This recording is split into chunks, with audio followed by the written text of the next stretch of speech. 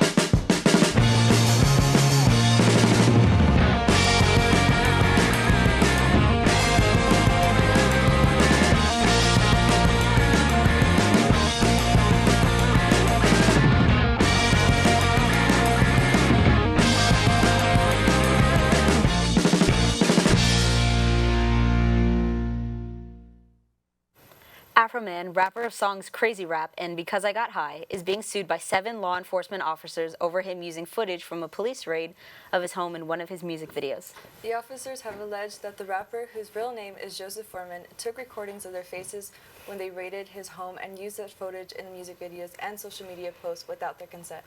All 7 of them are seeking Foreman's profits from his use of their images, including revenue from songs, music videos, and concert tickets. They're also demanding a court injunction to take down videos and posts using their faces. However, Afroman revealed on Instagram that he intends to countersue. In other words, the iHeartRadio Music Awards was broadcast last night. Taylor Swift was the major winner after claiming 5 trophies for categories like Song of the Year, Best Lyrics, and Best Sample. She was also awarded with a very special Innovator Award. Other nominees for the Song of the Year included Lizzo for About Damn Time, Harry Styles for As It Was, and Doja Cat for her hit song Woman. My favorite part of last night's award show was when Ice Spice, Pink Panthers, and Taylor Swift were photographed hanging out. We need an Ice Spice and Taylor Swift collab soon. I agree with you on that one. Now let's head over to Mia and Marina, who will critique Lana Del Rey's recent album release. We will be discussing Lana's new album. First and foremost, I must express that what I feared the most, that NFR would forever be her magnus opus, is true. Unfortunately, this recent album maintains that truth. And although I like this new album more than her past 2, which are Chemtrails Over the Country Club and Blue Banisters, it is still no match to the beautiful, earnest world she built in NFR. Do you agree that it's better than Blue Banisters and Chemtrails? I agree that it's better than Chemtrails for sure. Blue Banisters, I'm not sure of yet. Okay, I mean, I definitely need more time to listen to the album and take it in, but right now, I would say Ultraviolet's still at the top for me. Yeah. Okay, well, NFR is forever my favorite, but I guess enough about the past. Let's dive into this album. I must say, she continues to make jokes in her work. I honestly enjoy it, though, because, okay, for instance, Taco Truck and VB. Love. In the first verse, she says, "Pass me my vape. I'm feeling sick. I need a puff." What is that? It's funny and it's relatable to her audience, but it's I don't know. She sings it so beautifully though that you don't even think wow, you're so silly, Lana. You're wow, you're so real, Lana. That's true. That's literally me. Okay, and did you notice how she said that in Taco Truck? But then on another track earlier on the album, she is asking her brother to stop smoking. Remember, she says, "Charlie, stop smoking," and it's girl, you need to stop smoking. Yeah, you know, Lana, we care about you. Yeah, that's okay. But also, it's natural. It's hypocritical. Most vapors I know would ask me to stop if I were to do that, but I don't. So. Yeah. Okay, I would like to talk about how I feel like the build-up around this album was amazing. Like, she really went in with like promo, advertising. Yeah, she like, did all the hype. Did you see that she had her she put a billboard of her new album in her ex's city in Nashville? Yes, it was in Tulsa. Oh, in Tulsa. Okay. She only did one single billboard, and it Yeah. was only in the city that her ex-boyfriend lives in. Outside of like where his work is. Like literally outside his work. She petty for that. She's petty, but like I respect it and I Yeah. appreciate it. Valid. Okay. But yes, okay, so the buildup was like there, got me super excited. And But you didn't like it. No, I like it, but it wasn't what I was expecting. I was like the vibe, if you see the visuals to everything that she posted, it was giving like Born to Die era. Like Yeah. she was going more like back to her like vintage roots. And I would say it's totally different. Like Yeah. the sound of it and like the musical instruments she used, it's like way more electronic almost. It's just like something entirely different than her old music. But I really enjoyed how she included a remix of Venice Yes. Beach, but the other word in it. And like, okay, I honestly like that's like part of my favorite. But that's my favorite part of the album because I love that song so much, and also it's from NFR, so obviously I love it. But like, I hope that song's so close to my heart. I can't even get into it right now. Even though she excluded my favorite part of that song, which is "You're beautiful and I'm insane. We're American made." That's real. Yeah. But even though the fact that she included it was just like she knows what her fans want and she gives it to them. Did you enjoy the ad libs that she added on there? They're kind of funny. She included like She a said, remix "Drop." of a Soulja Boy song. Yes, the Yeah. the little beat, yeah. Yeah, I thought that was kind of funny, but Yeah. she has her ways. Did you cry while listening to this album? No, I'm actually in a didn't? super good place in my life. So maybe that's why. Well, maybe I'm that's why. not. Maybe I'm not. Because I cried hard listening That to this might be why it album. didn't hit me as the same. Yeah, if you need a good cry, you should listen to it. Yeah, But then it progresses, like, towards the beginning, it's, like, super sad songs, talking about, like, God, death, everything. she gets into like But then- serious things. Yeah, definitely. It's less about raw. love and more about family, which you could. I mean, she's like 35. I guess like She's thinking about her future. She's and not. She building doesn't her care about little like family. boys and stuff. Yeah, she's But growing up. The one song that is like very old Lana core is A&W, which also I enjoy. But the whole album itself is like a totally different new thing. But I would say Yeah. we both enjoyed it in its own different way. Yeah, and by the end of the album, it's like a more happy, upbeat vibe. So yeah, back to the host. Wow, I guess I must check out that album. After this commercial break, we'll be sharing with you a very special South by Southwest interview.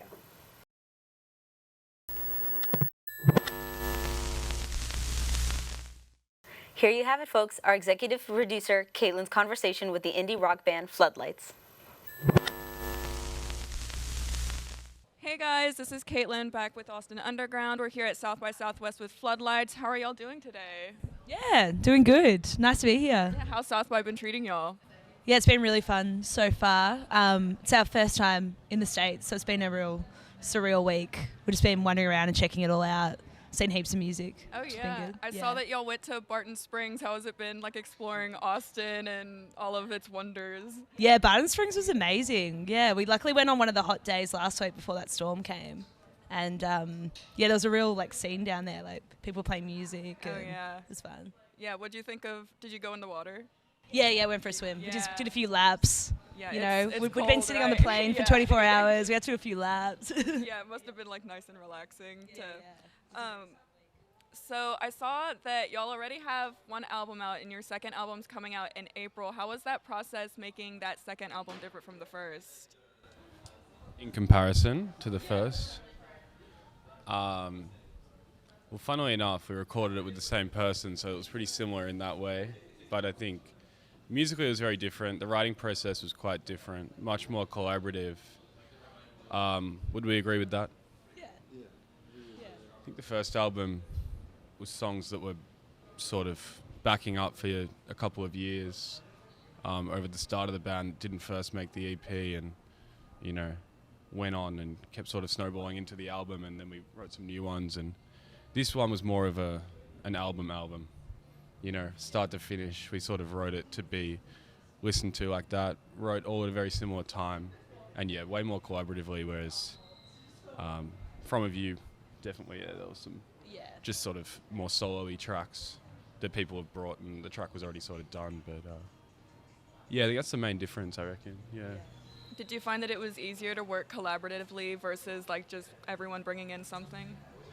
Personally, as a drummer, yes, I think it's great. I like to be able to add whatever I can, but yeah, there were some songs that were sort of already done on From a View that I just had to sort of play what was already, existing pretty much. Yeah, so it was good to be able to write parts. I think everyone enjoyed writing parts for this Yeah, it's nice to have album. everyone's input, like on the album. Yeah.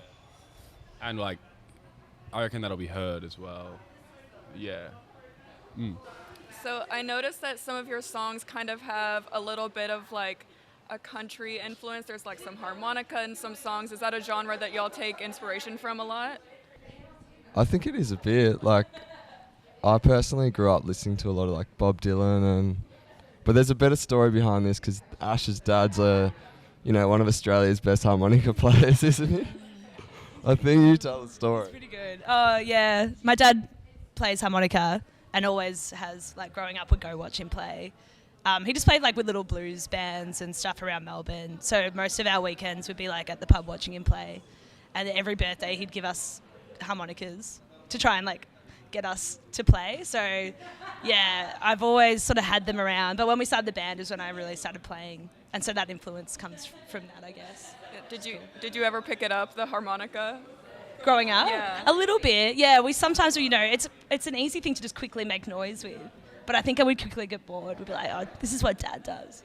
But it became more fun in the band context, and I feel like it works well with the sort of music we play. So it's been fun to do that. Oh yeah, I agree. I think it fits perfectly with y'all's sound and everything. And so I noticed your first song came out in 2019, and then your album came out in 2020. How is it seeing like your fans grow over the pandemic and now seeing them in person? Yeah, it's been really interesting. Like, it was so funny sort of being in a cocoon for almost 2 years with COVID and then coming out the other side. And, obviously started to play bigger and bigger shows compared to what we'd been doing before. So, yeah, it was like almost like being in this little vortex where we wrote another album and now, coming out and like, coming over here for the first time and, just having new experiences has been pretty amazing. So some more fun questions. Where would y'all be? Oh, I think blue. I think we started off orange and we've slowly, made our way to a blue, a bit more theatrical and dramatic these days. Yeah, I think that's what we're going for. A shade of blue. You think navy? Maybe aquamarine. It's pretty bright. Aquamarine. Let's go with that. Yeah, we've got. Oh yeah.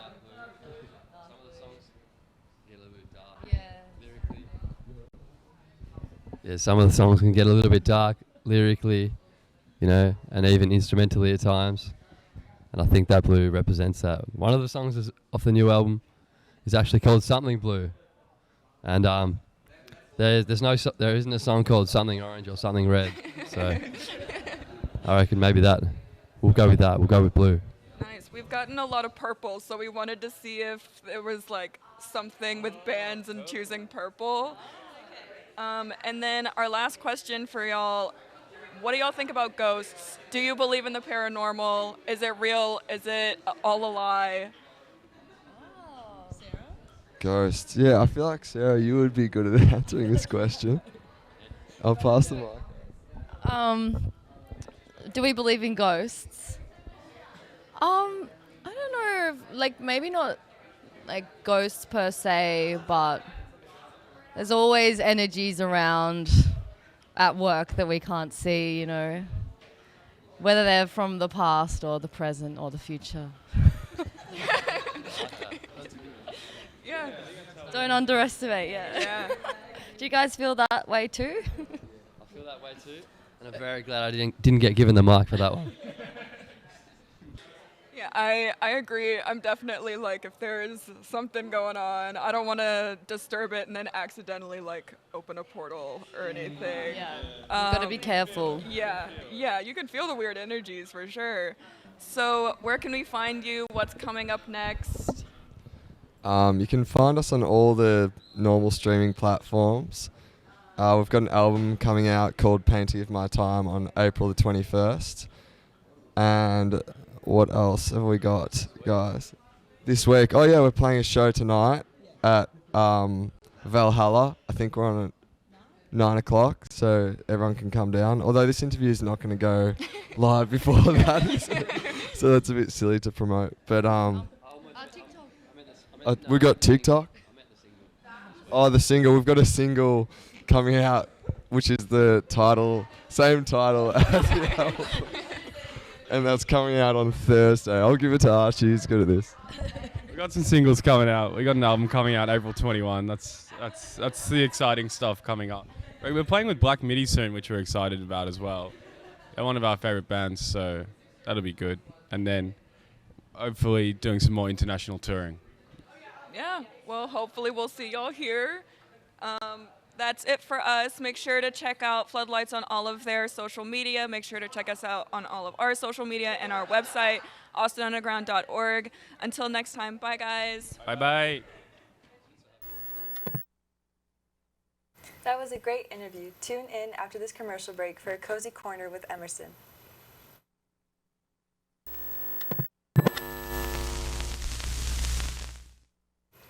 Now, Emerson will analyze music-based video games.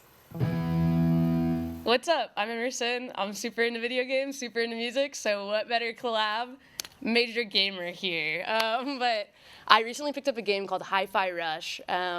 It's a rhythm game. That's pretty much what most of the, I would consider music games, or would fall into the genre of rhythm game. So this one's also an action RPG. You follow the character of Chai. He has the coolest robotic arm, guitar thing. And the whole point is to attack on beat so you have better combos. And everything within the world of the game moves in rhythm of a great rock soundtrack. Most of it was music that was written for the game, but there's some great features. Black Keys, The Flaming Lips, they have a song called Free Radicals on there that's just, it's growing on me so much. 9 Inch Nails, it's fantastic. You parry to the beat, so someone will attack you, dun dun dun dun dun dun, then you have to button mash to the beat. It's great. There's parkour that juts out on the down beats, so it makes you feel like you're in sync and you have good eye-hand coordination or hand-eye. I'm a drummer, and I'm bad at it, so I don't know how much it can actually help your musical ability. Maybe I'm just bad at games and drums, who knows? But there's so many other good ones, like Rock Band. I don't know, video games are such a collaborative media, as well as music, and so when you put those two together, there's such a synergy to music-based games. The closest I've felt is playing Rock Band with my friends back in Memphis when they came down to visit, or with my family. I have so many good memories, and some of my favorite songs I just specifically remember playing on Rock Band, like We've Got the Beat by the Go-Go's. And I found so much music that I wouldn't have really branched out to, like Ozzy Osbourne, Miracle Man. I still remember the marching band, arcade meetups where we would play Guitar Hero, Cliffs of Dover by Eric Johnson, absolutely, it was something out of a movie, where you have two people next to each other. Same with DDR. They're so good at bringing people together. And there's some that you can play solo too, which I love, Hi-Fi Rush is a single player game. So if you just want to chill and jam on your own, but you don't want to play an instrument for realsies, play a music game. I know there's some too, Rhythm Doctor, Rhythm Heaven, that I've never really tried out. Those are Nintendo. I know Hi-Fi Rush is Xbox and PC. It's not PS4, which, I'm kind of happy we have an exclusive, because I'm just a little bitter that I never got to play The Last of Us. I've gone full video game talk on this music show, but usually these games have great soundtracks as well. They're always songs that just don't get old. I'm not really sure why. I could play Panama by Van Halen on repeat for the entire day trying to master it on Rock Band, but I don't get sick of it. So good on games, good on music. Thanks for doing what you do. And let's bring them back, because low-key, I cannot find the Rock Band 4 controller anywhere, and if mine breaks, my life will be over. So Rock Band, please make a 5th. Thanks. Well, I'm dying to check out some of those games. Now, Caitlin, Naz, Jordan, and Drew will try to guess if a musician is a product of nepotism or not. Hey guys! Okay, so has our potential Nepo babies, and she's gonna read them out to us, and we're gonna try to guess if they're Nepo babies or not. Pretty simple game. Yeah. Ready? Yeah. We're ready. Enrique Iglesias. Yes, he's a Nepo baby. I think Really? his dad was a singer. I- Yeah. Oh wow, that was Yes. quick. I feel like I've heard that before. I feel like I know that too. Oh, that makes Yes, But I don't know his dad like Yeah. He is a Nepo Yeah, baby. he's a- Correct. Okay. Are we doing points? 1 What point is- us, 0 point Sarah. Okay,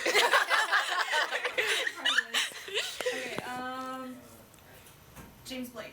James Blake. Oh, No. Wait, no. I don't know I who honestly that have no is. idea. I don't even know. That name doesn't even sound vaguely. Guys, You know who James Blake?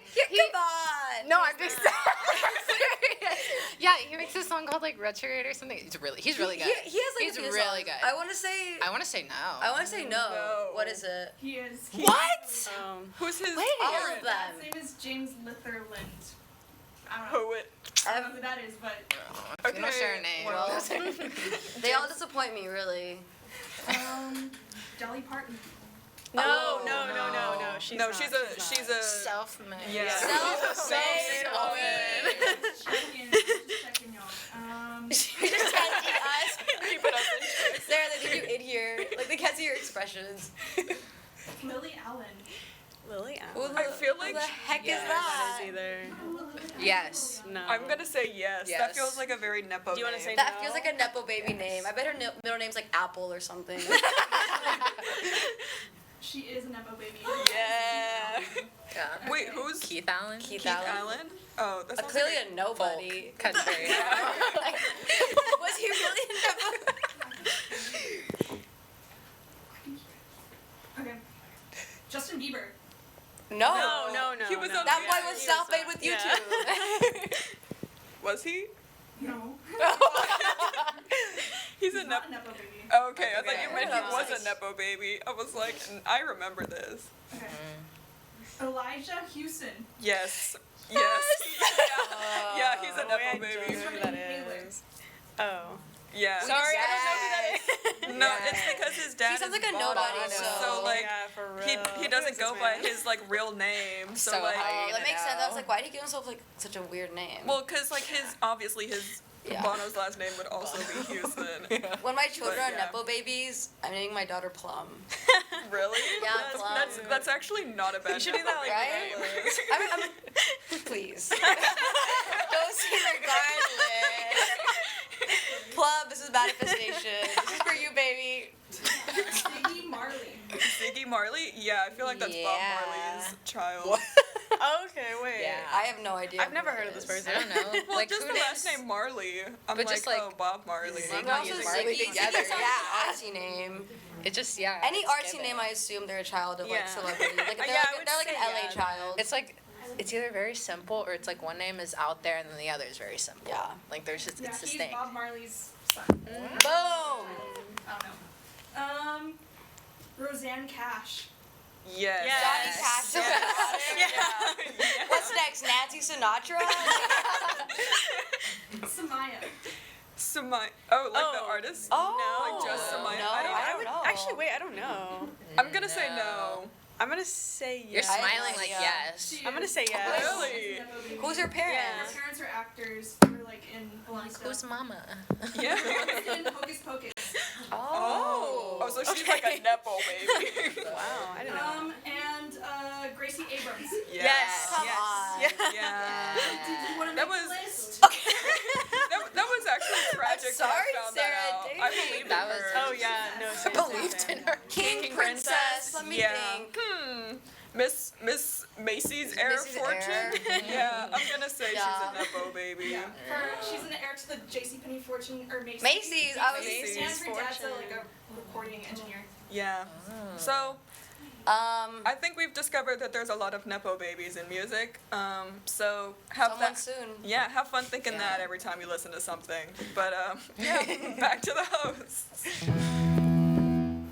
I'll admit, I had no idea some of those musicians were Nepo babies. I agree. We'd like to start recognizing some of our volunteers who are always doing hard work here at AU. This week, our member of the week is Mia.